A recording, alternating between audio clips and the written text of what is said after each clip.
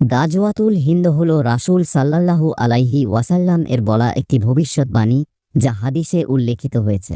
এর অর্থ হল হিন্দুস্তানের তথা ভারতের সঙ্গে যুদ্ধ। এটি ইসলামের প্রাথমিক যুগের কিছু হাদিসে পাওয়া যায়, যেখানে ভবিষ্যতে ভারতবর্ষে একটি গুরুত্বপূর্ণ যুদ্ধের কথা বলা হয়েছে। হাদিসের উল্লেখ একটি হাদিসে এসেছে, মহানবী সাল্লাল্লাহু আলাইহি ওয়াসাল্লাম বলেছেন, আমার উম্মতের একটি দল হিন্দুস্তানে জিহাদ করবে এবং আল্লাহ তাদের বিজয় দান করবেন। তারা হিন্দুস্তানের শাসকদের শৃঙ্খলিত করবে এবং আল্লাহ তাদের ক্ষমা করে জান্নাতে প্রবেশ করাবেন। মুসনাদ আহমদ, হাদিস নম্বর ১২,৫০১। ছোট্ট সময় ও ঘটনা গাজওয়াতুল হিন্দের সময় সম্পর্কে নির্দিষ্ট কোনো তারিখ বা সাল দেওয়া হয়নি। এটি ভবিষ্যতে ঘটবে বলে হাদিসে উল্লেখ রয়েছে।